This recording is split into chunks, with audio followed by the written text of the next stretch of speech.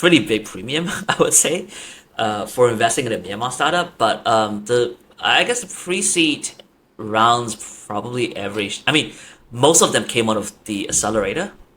They were funding probably 50 to 100K, perhaps a pre-seed valuation of anywhere from 750 to about 1 million. Jeff, welcome to Rising Giants. It's great to have you on the podcast this morning. You are a serial founder. You've started 4 startups: Nexlabs, Better HR, Bluejay Finance, and Peak. And you're currently in Singapore, but also were involved heavily in the Myanmar startup community. So maybe just to begin with, talk to us about how you got into programming at the age of 12 and that journey, being self-taught. Yeah, for sure. Well, first of all, thanks for having me, Matt and Dom. Really appreciate it. I guess how I got into programming and technology is like very similar to a lot of other people. I had people around me who were really big into gaming, especially a couple of my cousins. We used to game a lot, particularly Counter Strike. Along the way, we figured that well, there's actually this thing called scripting, where you could change I guess the way that the game works. Change a couple of skins, etc. And this is way before all of that was documented. So we were just essentially tinkering around ourselves, figuring out how to change the theme to make it look more, Burmese, etc. That really got me into thinking about building games. Obviously, I didn't know anything about math or physics or anything like that, but I got a book, or rather, I guess my cousin literally gave me a book on programming. I think it was in C double plus or Java. I can't remember. It was one of those super old school languages. Nothing similar to what I'm doing, but I started with that. Read a book, but then again, the problem is I didn't have a computer until 13 or 14. My parents didn't buy me a computer, so I would read, write it on a piece of paper, and then run it on my cousin's machine every now and then whenever I visit him.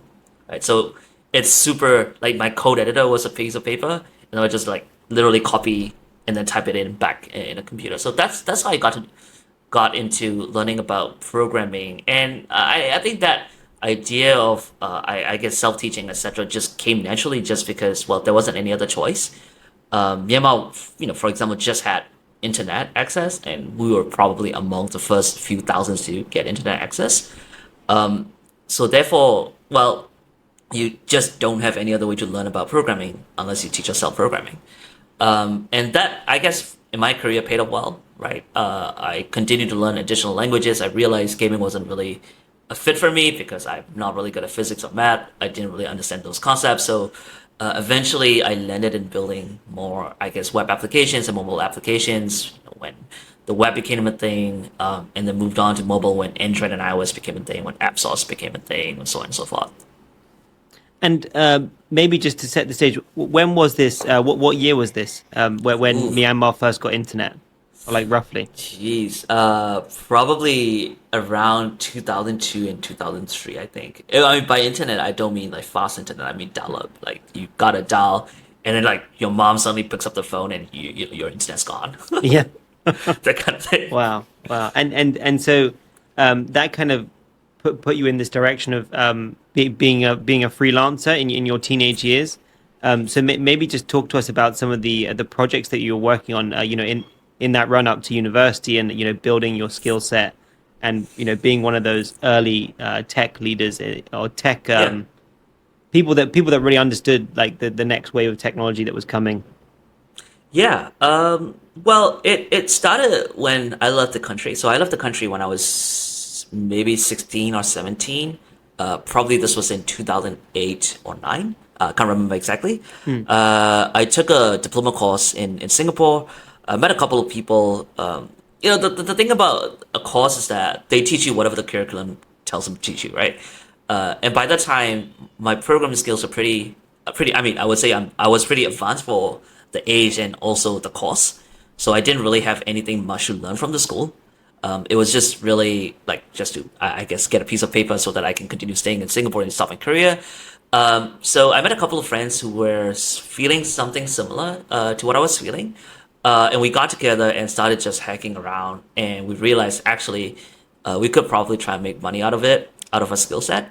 So we started looking for clients. My first few projects were just random website from a cafe for a cafe. I did a lot of websites for property agents because there's a lot of property agents in Singapore. Insurance agents, right? Like you just put up their profile on the internet, stuff like that. It was really good.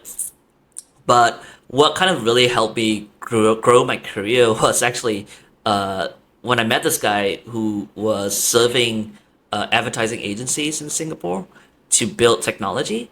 So well, I mean, technology is such a big word, but basically to build Facebook apps.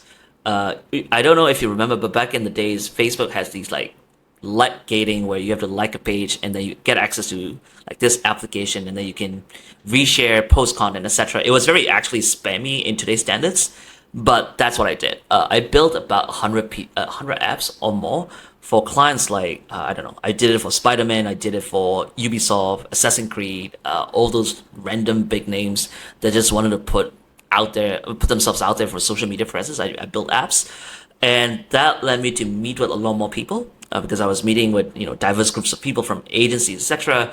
And one thing leading to another. I mean, I just started getting projects one after the other, and that I guess originally it started off as a single individual project manager slash dev just working on these things, and eventually it became a network of people building these things. I was getting the business, building relationships, and then outsourcing that work back to my friends who were either in Singapore, attending the same course, or I also outsource it to friends who are in Myanmar but just really keen on technology and just hacking stuff. And eventually that became a big thing, and yeah, actually that to be honest, that was actually the origin of Nexlabs.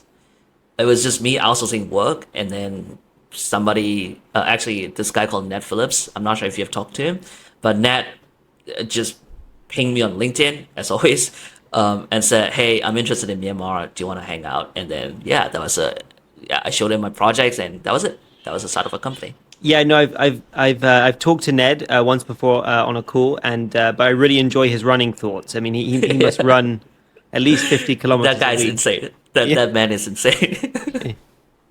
yeah. And so talk to us a bit about like the journey of Next Lab. So you founded that, and then what were some of the milestones that you achieved at Next Lab? Yeah. Yeah, like I said, originally it was just meant to be like this thing where we a group of people get together and just build out projects and deliver them in Singapore. It was as simple as that. But to be honest, I didn't really find, I guess, purpose and enjoyment in building the work like the apps for other people. I always wanted to build something of our own. So I guess a couple of months after Nexlabs started, we started building this thing where it was like Shopify, but for mobile, because it was early days of mobile, right? And in the team, we had I guess four people who started the company together with me. Most of us were mobile engineers. I was really strong in mobile. So yeah, it was like Shopify for mobile. We got it out. The technology was super. I mean, at the time, it was something that nobody has done it before. We were building apps on the cloud and all this stuff. Like the cloud wasn't even a big thing. We're hosting a bunch of Mac Minis in the middle of nowhere in the U.S. because well, that's the only way you can build iOS apps on the cloud. So we invested a lot. But then, yeah, I guess like with any early stage entrepreneur, we missed the mark on speaking to real customers. So through this while building, we didn't really speak to any customer. So by the time we were ready to launch it, price it out, we realized that actually nobody wanted what we wanted to build, what we were building. And we spent probably 1.5 years and a good amount of resources and money into it. That didn't work, but we always, I mean, part of a culture of Next is that we always do these like I don't know weekend hackathons because it was like we were spending most of the time in the office. I mean, our office wasn't even like an actual office; it was more like somebody's bedroom. So we hacked around a social app, and that actually caught on some traction. We raised additional money to continue, I guess, the runway of the company, keep the lights on. Then the reality came in that nobody really wants to pay for social apps. So we just essentially ran out of money to continue running the social app because we had customers and people, but we realized the more people we bring in, the more money we're losing. It's as simple as that. And if you're in Asia, this is probably in 2000 like 13, 14. If you're in Asia in 2013 or 14, nobody really wants to beg a social app, especially if you're in a country like Myanmar, where at that time the number of users using internet was probably below 5 million, right? Now it's about 20, 30 million. So it's rather small. Yeah, that didn't work. So yeah, we eventually went back to what we were really good at, unfortunately and fortunately, which is building products for other people. And the team really started to grow, right? So when we were building products, I think we were at about maybe 10 people just working together. As we started building products for other people, we started adding more services. So, not just technology, but also online marketing became a thing, SEO became a thing, etc. And across, I would say 2015 to 2018 or 19, the team probably grew. I mean, every year we were probably doubling in size, and it grew to about 120, 150 people, quite rapidly. And it was quite scary as well because we never really thought like it would be that big. And I don't like managing people, but somehow I have 150 people to manage, managers after managers after managers, right? Like middle, all of the stuff, right? Yeah, so that I don't know, like when we got to that point, we were like, yeah, I don't know if I want to wake up every day and build technology for other people, solve issues after issues, human issues, client issues, all of that. But there was a light at the end of the tunnel in a way that we found a problem that we really wanted to solve, which was a payroll problem. Because at like 100 people, there's no way that you can run payroll on your Excel sheet, and that eventually led us to building Better HR. Wow. Okay, that's quite the journey. I presume at the time, like maybe just to like set the landscape, like how many teams of that size were there in the country that were building, or that were building products or building Yeah, apps for people? yeah. I think by maybe 2017 or 18, we became the top three largest providers of technology in the country. So but before us, I mean, there are a lot of like system integrators, etc., that were building on top of SAP, etc. But if you just look at mobile, like if you only do mobile or build custom technology from scratch, we were probably the only one, rather the biggest, right? But if you look across IT service providers, we were probably top three by billing as well as by team size. And Um, also, sorry, also talk to us maybe just a little bit about so 2016, 2017. That sounds like that was sort of the time when the Myanmar startup scene really had its like yeah. first big boom. So maybe just talk to us a bit more about that. What was it like, being part of that journey, that startup space, and yeah, exactly. Yeah, for sure. Um, yeah, so all of this was happening probably between like 2012, 2013 to maybe the peak, I would say, is probably like 2019, just before COVID, right? I guess when a country rapidly opens up and people started getting access to the internet, their minds started to open up and they've started to see a lot of young people, right? They started to see what's possible in other countries, and they look at a similar age guy raising a bunch of money, a few $1 million. They're like, yeah, why can I not be that, right? What really sparked it was I guess, the establishment of this accelerator slash incubator called Pandia. This is probably the most well known, was probably the most well known incubator in the country. Started by a guy called David Madden. They started hosting for hackathons. The good thing about hackathon is that you kind of group like-minded people together in a very tiny space, and just get them to work together so that they start building relationships. Probably 5 to maybe 15 startups grew out of that hackathon, and then they basically formalized that by starting the incubator and started incubating these startups, right? So that was one trend number one.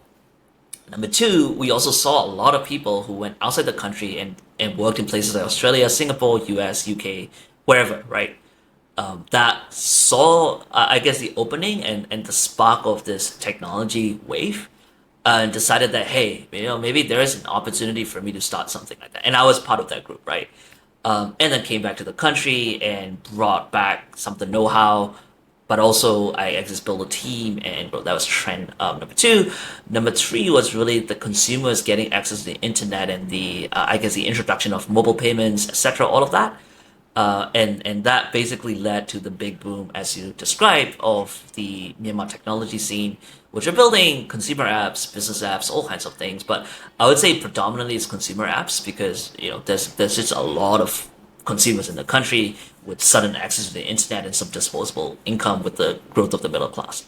Right. So that was the push that led to the boom. Right. Yeah. So even from my side, like when I was coming to the region in 2020, it was, I mean, when you were talking to VCs and people that were looking at kind of where to be focusing on, it's like the next country to be investing in startups. I mean, Myanmar was really like right at the top of the list. I think Yeah. maybe today it's probably the Philippines that's like people are the most excited about in Southeast Asia as like a next one. But yeah, and what would you say the average sort of funding rounds got to, and what were the kind of average valuations at like a pre-seed or a seed round that you were observing at the time? Yeah. Well, I would say at the peak there was a pretty big premium. I would say for investing in a Myanmar startup, but the I guess the pre-seed rounds probably average. I mean, most of them came out of the accelerator. They were funding probably 50 to 100K at perhaps a pre-seed valuation of anywhere from 750 to about 1 million. And that was pretty much yeah, everybody who essentially got a pre-seed came out of the incubator, more or less. So they were the initial springboard. And then when you get to a seed stage, especially if you can show traction and have actually strong revenue growth, you probably get anywhere between 1.5 to 2.5 in terms of valuations. And this is probably like 1 year after you raise your pre-seed, so you get traction, but not a lot. And the average funding sizes would probably go on to be about 300K. And you also start to see diversity of investors at that stage. There are a few, I guess, outfits that exclusively invested in Myanmar, which are based out of Singapore or sometimes even Thailand. There is one or two maybe in Myanmar, within the country in Myanmar. But yeah, I mean there was definitely funding available. I would say the gap though was that when you like a lot of companies, I guess, struggle to then grow beyond that stage. So the access to funding beyond seed stage was a little bit more difficult.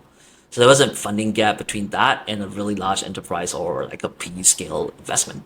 Yeah, Yeah, that but the that funding was, I mean, for early stage, the funding was definitely there.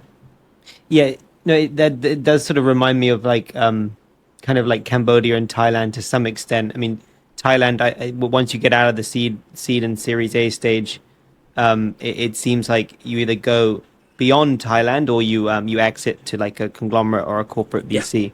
And in Cambodia, it's kind of similar in that once you get out of the seed stage, like getting a pre-seed and a seed round is achievable. But beyond that, you are looking to do regional expansion in order to, yeah, in general, in order to then get that Series A or Series B round.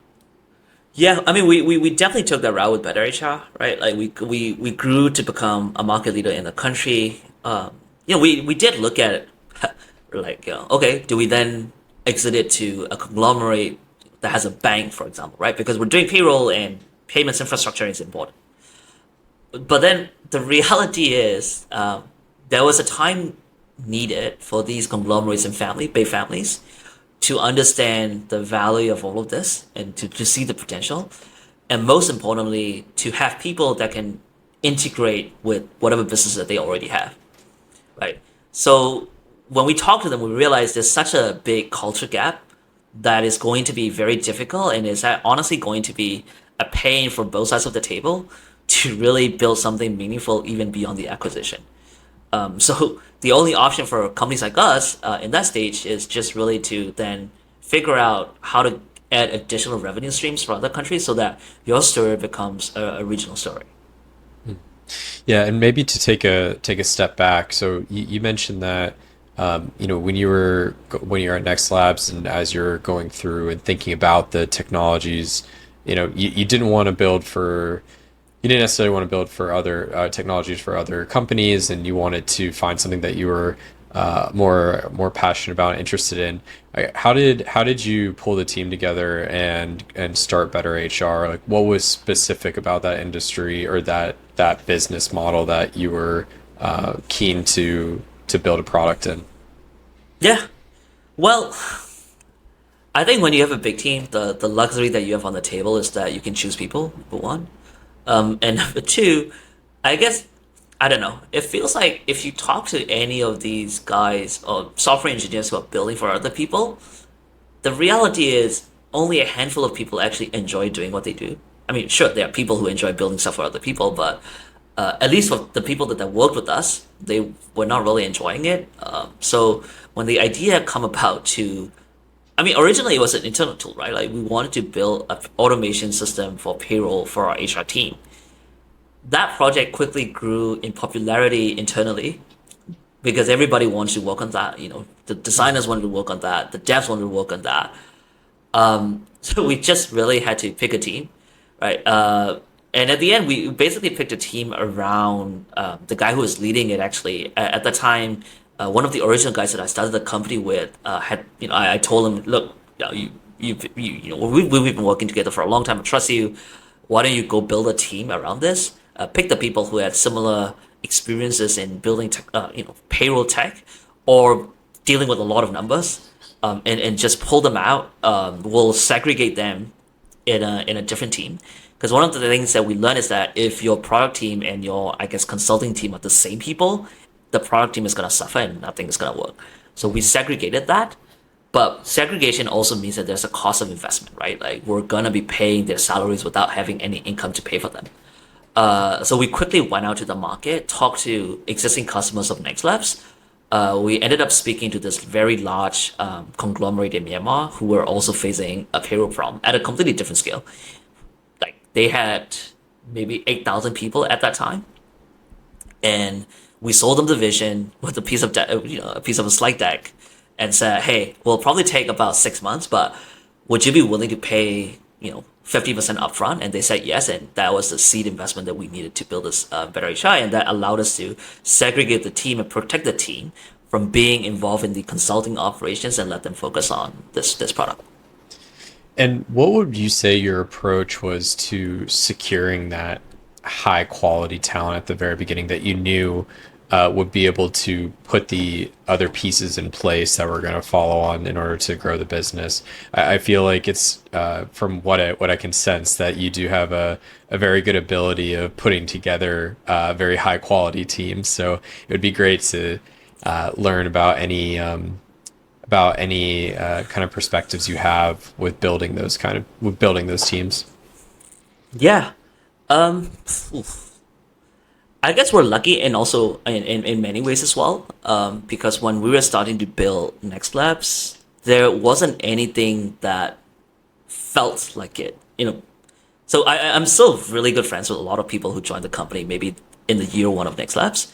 And one of the, I guess, testimonials that they would give me is that the culture was different.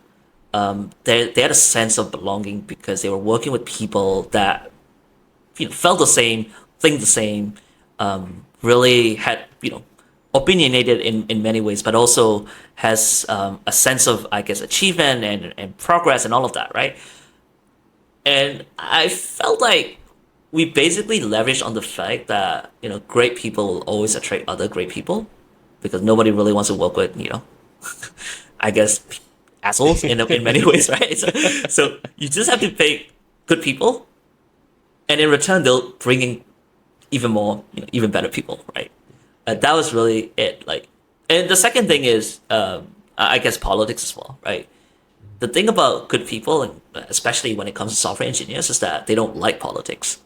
So, I guess as a leadership team, we try as much as possible. For us, we try as much as possible to remove every barrier that they might have within the organization, to make sure that they don't have to deal with the, I guess, the corporate politics that they would have to deal with otherwise in other companies.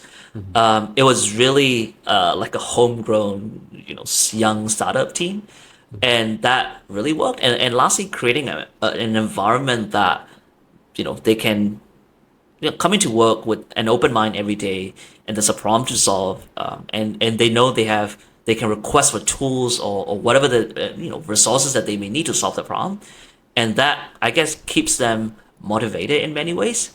So that's it. Like really, just find great people and let them do what they want to do. And your role as the leadership team is to make sure that they can do what they want to do without frustrations, Yeah. and that Yeah. just like help us grow the team. Yeah, completely understand. And as you're furthering, as you're further smoothing out the team and the business is starting to grow, what were some of your approaches to scaling Better HR for it to become the top player within Myanmar? And do you feel like there was any critical turning points within that journey that you can reference back to realize that you have made it as this top player in the market? Yeah. Yeah, I think the biggest turning point for us is actually finding a CEO. Actually, to be honest, when we Hmm. started, it was me running it. I guess doing a half-ass job because I still had like this hundred and something people to feed and to keep the lights on, right? So I was still finding projects to keep that going because that was a main revenue driver, right? We were making a few, a good decent money in contract value from there. And then, whenever I have time, or let's say 30% of the week, we'll just go into Better HR, even though that has significant more potential than, I guess, a consulting business in terms of scalability because it's a product. But because the revenue wasn't there from a business perspective, it was very difficult for me as a CEO of both companies to focus on something that didn't have traction at that time yet, right? And the team suffered. And one day, I was just talking to the team. Two of the guys that I started Nexlabs with were working there, and they told me that, hey, I think we need more of your time. And I realized that, well, if I gave more time, then the other, I guess, side of the business, which actually makes decent revenue, is going to suffer. And I have an obligation to our shareholders to make that work, right? Because that was the main driver. So we started looking for people, and that's when we found Myo, actually, who's actually the current CEO of Better HR. I guess he was at one of the Alibaba's outfit in Myanmar. He wanted to do something different, and actually, we kind of go way back because he was one of the clients that came to Nexlabs to build something of his own, which was a game. We did that. He had fun. The project eventually wasn't really successful, but we had a lot of fun building. And when he saw that there was an opportunity, he was interested, and we were really interested in his skill set, especially around being involved in, I guess, larger companies, Alibaba, and then he was also working for another Swiss, I guess, global company. So we really want to tap onto that experience. And I felt like from a team composition perspective, we needed someone who has a strong analytical mind and a strong decision making ability to run as a CEO. We had everything else, right? We had the sales team, we had the tech team. We just needed that person to, I guess, make decisions fast and quick and move the business along. And I'm glad that we made the decision. And that was actually the turning point and the critical reason of why we become who we are today. Yeah, that's great to hear. I can for a lot of businesses, the CEO search is quite a difficult one when you are out there looking for it. So it sounds like the right cross between opportunity and luck for Yeah. both parties happened to work out in everyone's favor. So yeah, that's really interesting to hear. And what is also fascinating to me is how you're able to balance prior to having Mia join the team, how you're able to balance both being the leader of two different companies at the same time and having to allocate your time, whether it's 70/30 or however it's needed for the two businesses to thrive. So yeah, I'm wondering, was it always a conscious thought that you were either over indexing on one business versus the other, or was there ever a feeling of balance that that you were always like balanced despite having to run two companies? Yeah. I think the honest answer is that no matter what you do and no matter how conscious you try to be, you will always be in balance. You will always over allocate time on one thing because at the end of the day, it's a startup and it's a business, right? So therefore, there will be problems and challenges that require CEO's attention every single day on both companies. And most of the times, it will happen at the same time. Yeah. So you end up over-indexing on one side and under-allocating your time on the other side. And that wasn't fair to either one of the companies, right? And it also wasn't fair for me as a CEO and as a leader, because I was overstretching myself. Therefore, what I didn't have is the time to actually take a step back and think through strategically about whatever that's needed for me for both companies. So I'm glad I stopped that. It was really, I guess, a couple of people, including some of our investors, including Ned, that said, yeah, this makes no sense. So it's either you run Better HR or you run Nexlabs, and you can't run both. Yeah. Right. No. So yeah. No, it makes sense. It makes sense. And you were talking about strategy and kind of going back to our earlier conversation before we hit record on how you do you do work with Better HR on strategy. One of the interesting things is learning about how businesses make it through tough situations such as COVID. And so specific to Better HR, would be great to dive a little bit into how the business was able to continue to secure the clients that you were able to, and also expand in some strategies into expanding into new markets such as Sri Lanka. Yeah, for sure. And actually, that's a great story, because one of the things that I guess Better HR is really good at is being resilient and go through crises. I mean, because we just have like crisis after crisis. The first, as you said, was COVID. To be frank, only maybe the first 3 months of COVID was rough, because we were trying to be really proactive. So first thing any business can do, right? It's not actually revenue; it's actually expense. So first 3 months, we just cut down expenses in a critical way as much as possible. So our burn basically was slashed to maybe about probably a little bit more than 50% even, right? Wow. Through a combination of pay cuts. We literally begged Amazon Web Services to pay, give us credits so that we don't have to pay for server fees. We begged clients to essentially pay us in a full year in advance for a huge discount for that year. All of that combined, right? We were basically trying to make sure that our runway, or rather the money in the bank, doesn't get depleted by any other means. That extended the runway. And then after the 3-month mark, we realized that, hey, suddenly we have a lot more interest in digital payroll and software as a solution service for HR, because, well, companies have started to then, I guess, operate more remotely and more, I guess, more digitally. So therefore, they needed a solution, and that was the right time for us to basically scale back on all of the cost cutting and just started scaling up again on sales and all of that stuff. That worked for us pretty well. And then we decided that we wanted to go to Sri Lanka. Honestly, the decision to going to Sri Lanka was a funny one, because I actually looked around the market. It was like, yeah, I don't think there's actually anybody doing the same thing as we're doing in Sri Lanka, so why don't we just go there? And that was it. And I was like, okay, I don't know anything about the country, but we'll give it a shot. Here's some money, right? Like, if you believe in it strongly and you have conviction, you'll make it work. So yeah, let's just go there. But then immediately the Sri Lanka market crashed, because there was I think, political situation that went on. The Sri Lanka, I guess, currency also dropped significantly. We then started learning about currency operations and moving money around and all of that stuff to protect our investment, and also to figure out how we can attract customers during a major crisis like that, like countrywide major crisis like this. The team there was also great. Like, they were really like hands-on pushing the clients. So that was really awesome to see. I guess once again it goes back to our philosophy of finding great people, right? And letting them do what they want to do. So that worked out. Just after Sri Lanka, when we thought, okay, now is the time for us to scale up again. Well, the Myanmar crisis happened, and the good thing is actually we've learned about currency operation in Sri Lanka. So when the Myanmar crisis happened, the first thing we do is just swap everything back into US dollars and didn't keep any money in the country. We're a Singapore company, so that was lucky for us. That was easy. We just took that decision like literally in a second, because we knew exactly what was going to happen.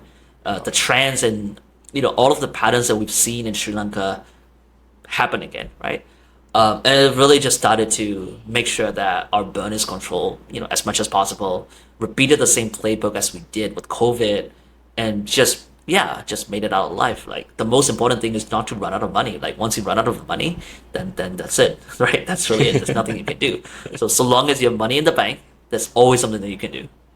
Gosh, yeah, that really I bet there are maybe just random instances where you look back in hindsight and you think, man, that was a really tough time when we were in the thick of it, but like thank goodness we were able to learn and be able to adapt those kind of strategies through the tough times to be able to implement in any other situation that comes forward. So I think that's really interesting that you were able to make those decisions with obviously the Myanmar crisis related to the currency situation and be adaptable and dynamic like that as a business. So yeah, I think that's really interesting to see how over the course of several years how it kind of comes back full circle in a way.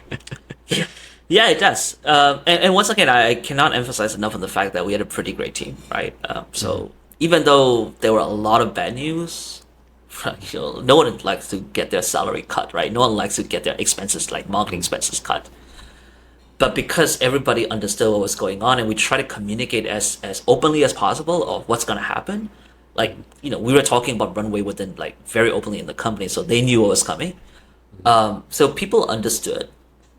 But also, I guess on a personal level, it just also takes a lot on you as a leader to make those hard decisions because, well, it's really a tough conversation when you have to let go of somebody, for example, or when you have to communicate that, hey, this month's salary is going to come late because of this reason, or your payroll is going to be cut, right, in half, right? But what's important to me and retrospectively thinking is that I felt like being honest and open and having those conversations even before the crisis came was super important because we were never really shy about discussing these harder topics across the team, right? No matter how junior you are, no matter how senior you are, you can always ask those questions. And having that kind of environment really helped us to deal with, I guess in a more positive way when the actual crisis come. Right? So people Yeah. were more understanding. That helped.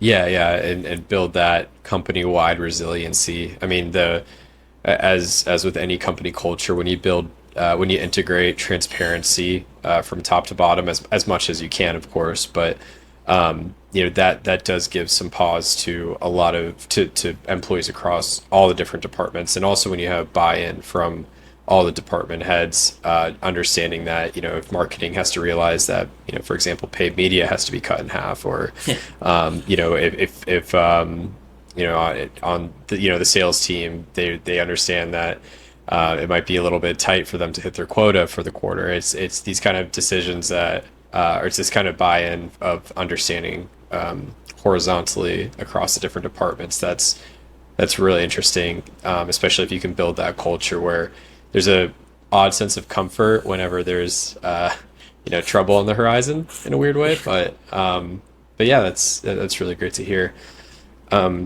Maybe one thing I'd like to dive into a little bit more, and it could be a little bit more technical, but please feel free to go as technical or non-technical as you Sure. like. But for the audience, it'd be great to understand more about Better HR's product and kind of what makes it what makes it unique in the sense of uh, what the product does and kind of like the offering within the region, Yeah. specifically Myanmar, Sri Lanka, etc. Yeah, for sure. Well, at the core of it is a payroll system, right? So what's the most important thing about a payroll system is to run it accurately. So you can't get someone's payslip wrong. Right? That's a big no-no. Second most important thing is you gotta save time. So for us, saving time is a big thing. So if you run payroll on our software, let's say you run it for a couple hundred, no problem. It'll get done in less than a minute or so. But where it really shines is when you process a couple thousand people. Because remember, like our first client had 8,000 people. They're not gonna wait hours and hours running payroll, right? They want it fast. We onboarded more companies like that actually. Um, in a normal, I guess, out of sense, people always say that focus is good. For us, it was funny because we started so big in terms of serving clients. A lot of the optimizations that we did for them trickle down into serving the smaller customers in a much better way, and that helped us differentiate quite a lot in the market because in this region especially, well, if you take out Singapore or Malaysia, let's say in Thailand, in Cambodia, in Myanmar, most of the payroll providers are actually built on top of an existing ERP solution. So Odoo being the most popular one. So ERP software, they're very flexible. You can customize it to do a lot of things, but because it's a general purpose software, it's not optimized for doing certain things really well, and that's what we really shine. That's how we basically compete with any other competitor that comes into our way, right? So that was number one. Number two, we learned very early on that you can't sell software as a software in this region. There has to be a service and human component to it. So early on, we started building quite, actually, a lot of credits to Myo as well because he came from an e-commerce background. He understood support really well. So we focus a lot on making sure that customers get support that they need within 3 minutes. And none of our competitors were doing. There was an SLA usually, right? You can't run payroll, sure. We'll let you wait for another day. For us, it was mission critical, and within 3 minutes, they get a response. In chat, phone, Viber, whatever, they get a response. And if it was a issue of our, let's say UX, right, like they didn't know what to do, there was a functionality for our support team to go in and actually do it for them. Right. So if they can't run payroll because, well, they don't know where a particular button is, they don't know how to execute a certain workflow, no worries, we'll come in and do it for you at no extra charge. Right. That support element played really well, and it helped us actually build our brand in Myanmar quite strongly because there were no other people that were actually giving that kind of support to that extent, right? We replicated the model in Sri Lanka, and that worked. In Cambodia, I'm sure that worked. That is working actually, obviously.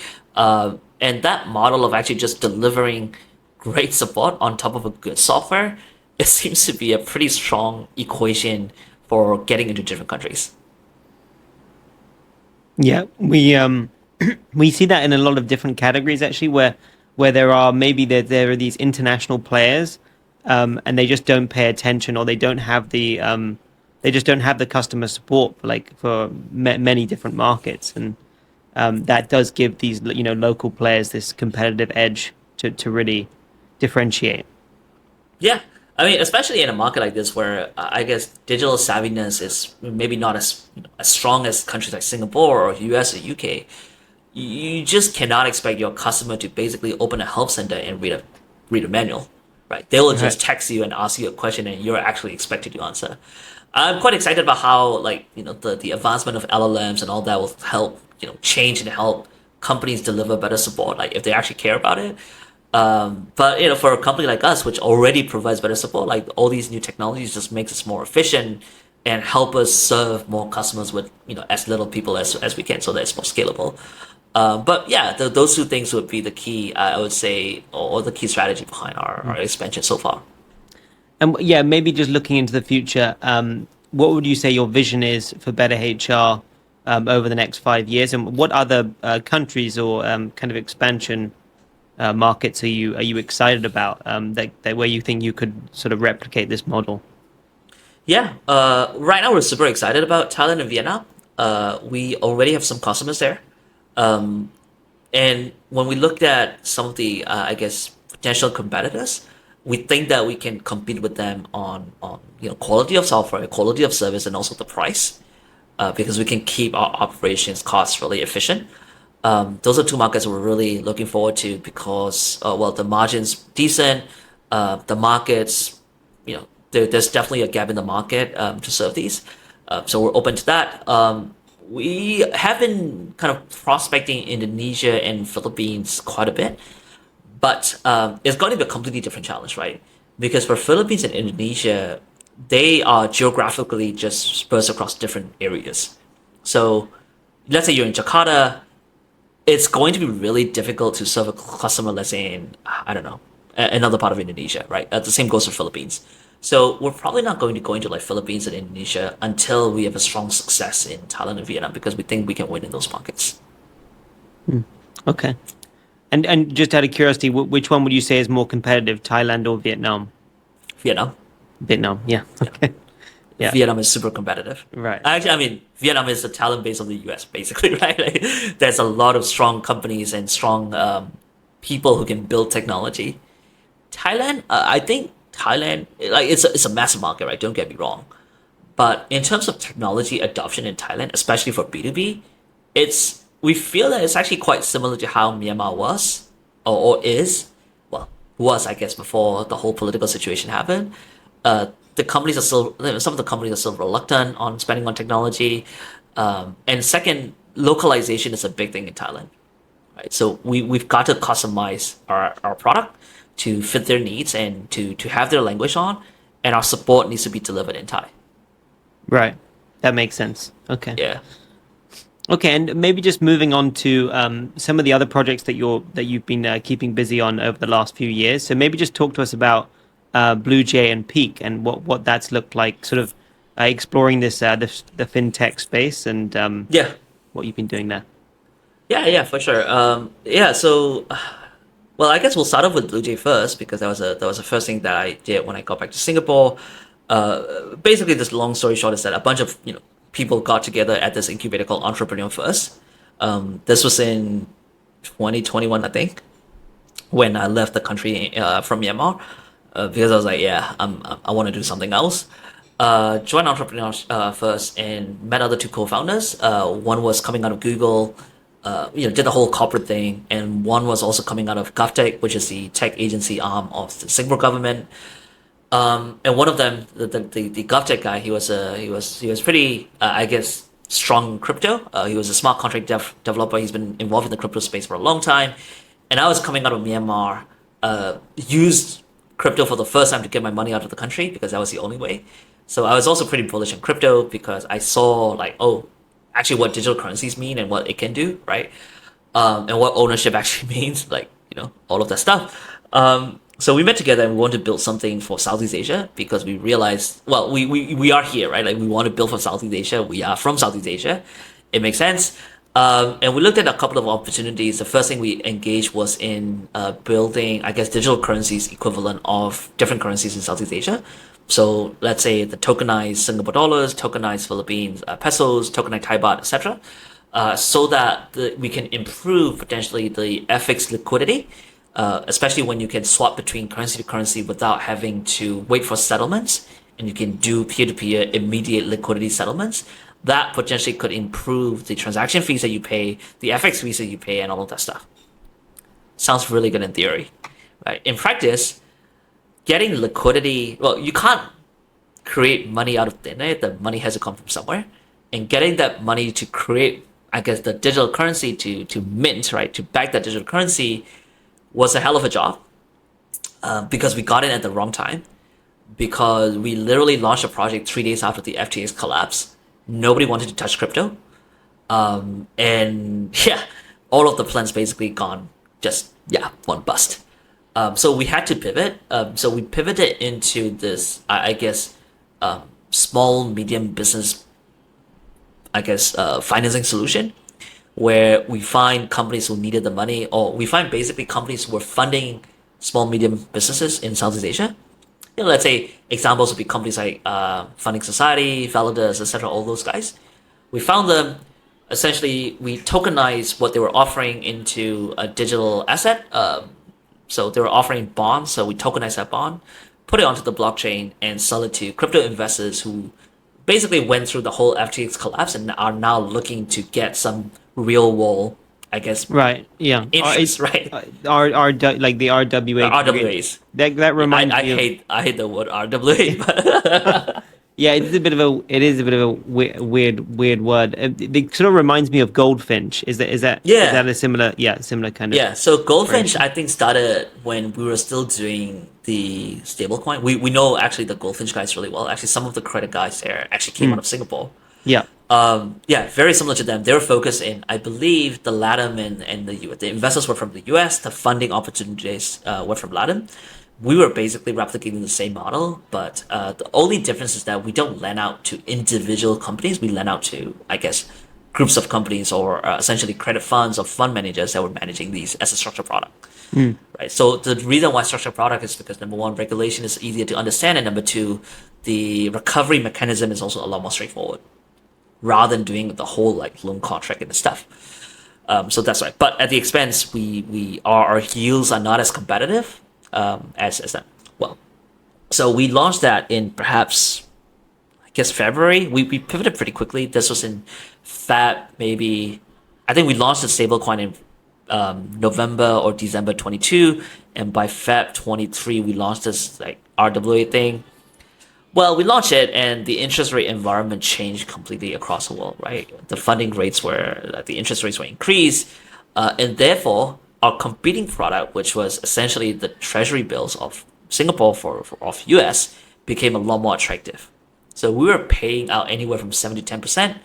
But if you're lending out to businesses, the risk is significantly higher than you lending out to the government, effectively. And the government was paying out 4% on Sing dollar and maybe 6% on US dollar, and people just wanted that. And we went really fast we actually had a together. very similar situation happen in Cambodia, like whereby you could basically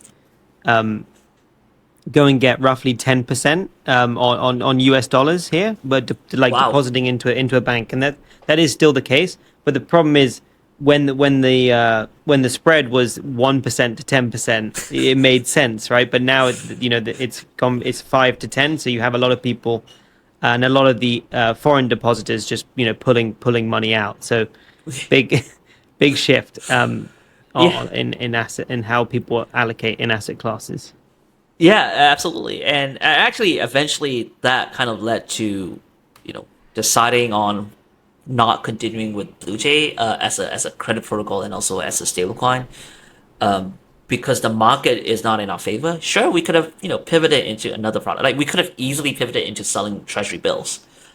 But one thing that we realized is that, well, it's really just hard to make any money as a business out of managing an under management of, let's say, $1 billion, because you make maybe 30 basis points, like 0.3%. So we didn't feel like we can build a really strong business that way, especially also because we're not finance people. Like we're just a bunch of like techies that are building this because, well, as a startup, we pivoted. We didn't feel like we had the core advantage and unique advantage to win there. So we had another, I guess, pivotal point again in feels like it was probably starting from October 2023 to probably this year 2024 January, where we looked at what are the other things that we can build. And one of the things that we can build that we realized was in solving the problem of people managing different assets all over the world, especially for people like yourselves, right? Nomadic in nature, you've been in UK, US, Cambodia, all over the place. We started talking to people like that from Google, from Facebook, who had, I don't know, US brokerages but lived in Singapore, has a retirement account in the US but also in Singapore and all this stuff. And we realized that actually there's no way for them to consolidate all of their money into a single place so that they know exactly where they stand in their lives. Many of them were using solutions like Excel and all this stuff, but then it's really difficult when you go beyond like 15 accounts. Some of us, customers have like 35 accounts and has about 120 different assets, including houses, etc. How do you do that on an Excel sheet, right? So we spoke to about 100 people and landed there and started building Peak earlier this year. Okay, and talk to us about the journey of Peak so far. How has that been? What are some of the milestones you want to achieve? And Yeah. yeah. Yeah, for sure. For us, Peak is, as much as it was a pivot, it's also about not repeating the same mistakes, right? One of the mistakes that we did in retrospect with Bluejay was we spent too long building without talking to the customers. It's the same mistake that I did perhaps almost 10 years ago now with the e-commerce thing, right? Because the technology was cool and bleeding edge, you thought, yeah, you build it and they will come, and they don't. With Peak, one of the things that we did early on was to sell to customers from day one. Like we wrote very basic, clunky, embarrassing prototype in a week. We started showing it to people. Sure, it didn't do a lot of the things that people wanted to do, but it allowed us to open the doors and show them something. And we said, look, we know we're a small team, we know we're super early, but if you believe in us, you pay us. Like there's no contract to sign, you literally pay us for a year. and we'll basically continue to build what you want. And we got our first couple of customers that way. We took their feedback, iterated on it, opened up into a larger group, repeated the same playbook, and so far we've been doing that for about 5 to 6 months. The other thing is marketing. We never really cracked marketing in our past companies. I mean, I'm a B2B guy. Like marketing B2B is very different from marketing B2C. Crypto is largely a B2C business. We never really cracked it. But with Peak, what we're doing differently is that instead of selling you a product, we're selling you, I guess, a philosophy of managing your own money. We're selling you the problem, and we're selling you in a personal way. So Sherry's done a great job. Like she's basically put herself out there, turned herself into a LinkedIn influencer, and talk about personal finance. And with that, we're able to build a wait list of about, I think today is probably about 1,500 people in a matter of months, just literally posting on LinkedIn every single day and just talking about personal finance. And turns out people from all over the world, like Tasmania, like we've got a guy who paid us from Tasmania. How would have I know like who do I like right like Tasmania, US, Europe, Spain, all the stuff, right? They paid us to solve their problem, and somehow that message of your finances being all over the place resonated with a lot of people. But that was also because we spoke that through a personal lens and not as a commercial like corporate speech, right? So far, that those are the two things, and that's been our strategy, and so far it's working out. We're probably going to go into making it more generally publicly available in a couple of weeks. So we're just really pushing on to do that. No, that's really exciting, and really looking forward to hear and to seeing more of Peak in the future as you continue to grow the product and see the trajectory of the business.